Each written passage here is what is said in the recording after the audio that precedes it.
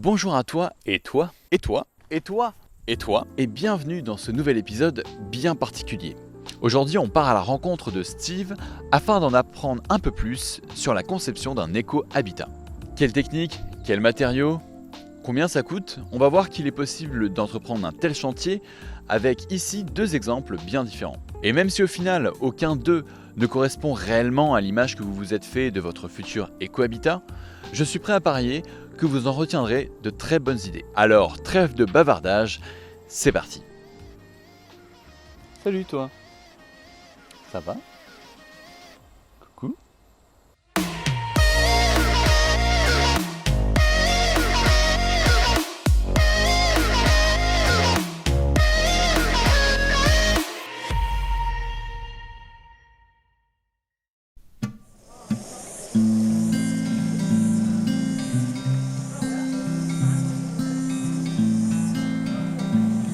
Hi, kia ora. I'm Steve Richards, and you're looking at me standing in front of the Wiggly Wog at the Jester House in Tasman, New Zealand. Specifically today, Camille, we were going to talk about the Wiggly Wog, I guess from its inception in 1995 when we were building our house, and then we had a friend Mike who lived in our old sheds said, can I build a little house here?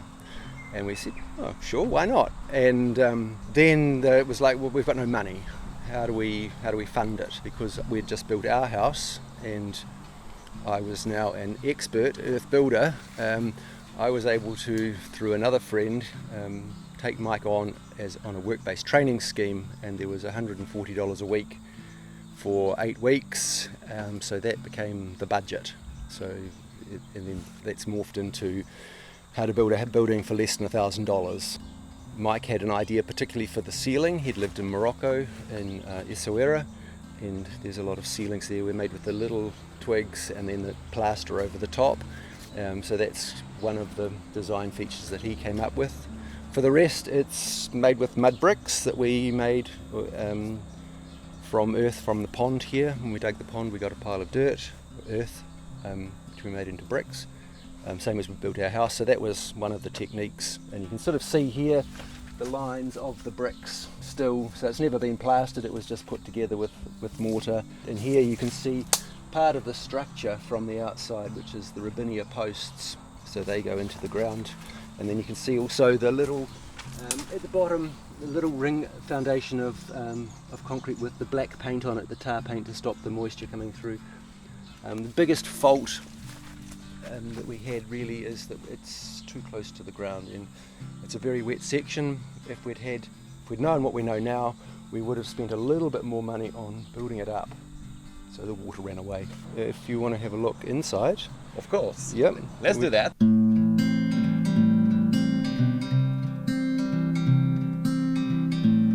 So we could talk about the things we talked about outside, and I could show you what they are now. So there's the Robinia posts, which are the wiggly parts of the Wiggly Wog, and then that's the uncut firewood, which were the big pieces for the rafters. And essentially when we got the pieces on site, we laid them all out and measured them, and then saw, okay, what's the biggest we can make with the materials we've got? So that the length of the pieces of wood determined the width, and the length of those two pieces of wood, and tried to get pieces that had the same curve in it, so that you've got that slightly curved shape. And how long are they, and where are our biggest posts, how high can it be, just by the materials we had. So we didn't have a preconceived, it's going to be this size by this size. It was like, what do we got, how far can we stretch, how many of those have we got, count, how many, and use everything up. And it worked. I mean, I love the roof. Somebody said it was like you've been swallowed by a whale, which is a really nice analogy for these little sticks. And that nearly drove Mike mad, because each one is cut between each rafter.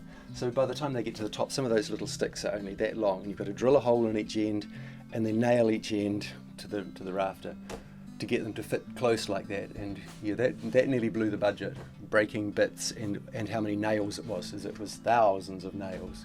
And then covered with a carpet underfelt, so like a thick, if you lay a carpet, you have a spongy layer underneath it. So we laid that on top of the sticks, and then the plastic membrane on top of that, and then the earth on top of that to make the roof. had as little as the only sawn timber would be on horizontal surfaces. So, you know, the kitchen sink with that's actually made in an old sewing machine thing. As far as the budget, I mean, $1,000 over 1996 it was finished. So yeah, about 80 cents a week it's cost, which is very affordable. You know, if you're talking about low cost housing, this really is an example of low cost housing. So that was kind of first project, Yep. and you have a second one with a bigger budget. Yep. Would you like to show us Sure. the difference between two? Yeah.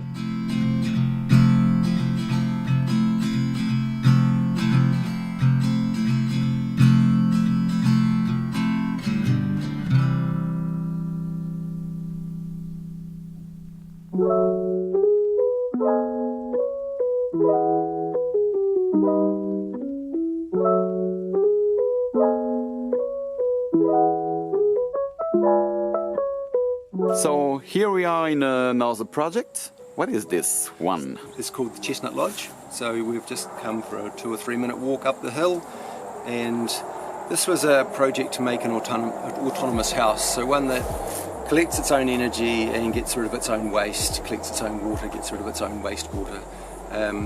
And obviously it's going to be 100% natural as far as possible. I mean, there's glass and there's a little bit of metal, but essentially it's untreated wood with earth and straw on the walls and a steel roof, Corten steel roof. Total project is about 35 square meters and budget around about close to $35,000.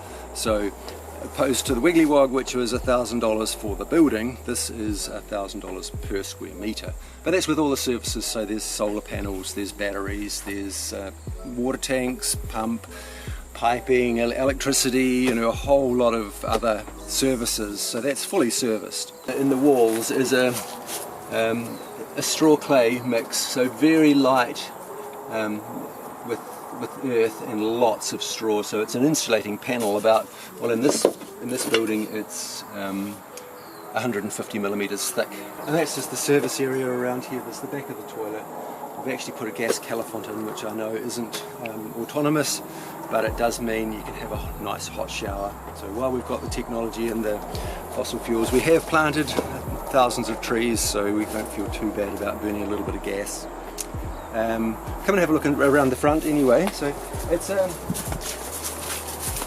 quite unusual design inside in that it's a gull wing roof. So the whole roof is a valley and the water runs off the back to the water tanks. But it gives an unusual illusion when you're inside because the sides are actually higher than the front. So, and this post runs, that's the valley that runs down the whole length of it. And for that post we went, when we were building, I went up the hill about 50 metres and cut down a tree and peeled it, and we dragged it straight down and onto the building. So this super green still, but we needed a piece of wood that was the right size, and there was a tree right there, so we just put the tree on the building. Simple little kitchen, just a galley kitchen, gas cooker, hot and cold running water, on demand pump. So a shower. The shower is really simply made just with freezer panel. So that's the whole inside and outside cladding of that. And then a composting toilet at the back here. Compared with the stress of building the financial restrictions of building the Wiggly Wog, you had to be inventive for sure, but there's a whole lot of things you couldn't do. And certainly I would never build a building like that again. I would build a similar building, but we would definitely use the light earth in the wall. So rather than being clay bricks, you'd have an insulating panel with earth plaster on it, and it's just so much warmer. So you think for people that think they don't have a budget for that, you think there's a compromise that is possible between the Wiggly Wog and this lodge? Absolutely. I mean, at least half of that budget was labour. So we paid people to do things. Committed to doing it yourself and have time, then you could halve that budget easily. And then you could have less services. You could just have water in a water butt that ran away through the drain. You still need a drain. I mean, there's some things you need. You could do without the solar, for example. You could just have a fire and heat your water for a shower or a wash on the fire, or have a little outside, you know, have something. We've got the outside fridges. I can show you that one, which is these are called Moroccan fridges. So you two clay pots, and you put water between them. It is sand, and then you fill them with water, and then the inside becomes cool.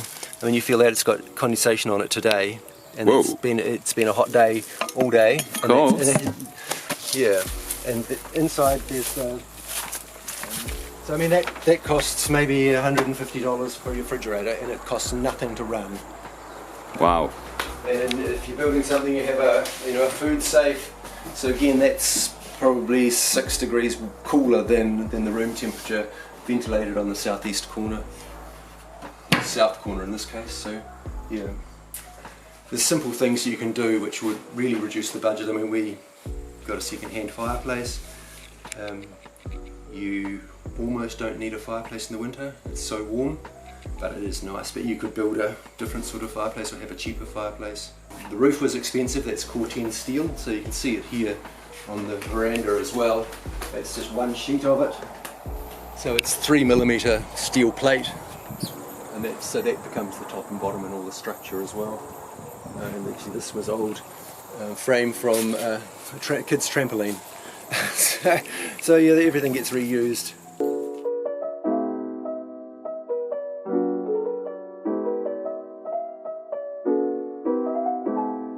Voilà, j'espère que cet épisode vous aura plu, vous aura intéressé, vous aura peut-être questionné.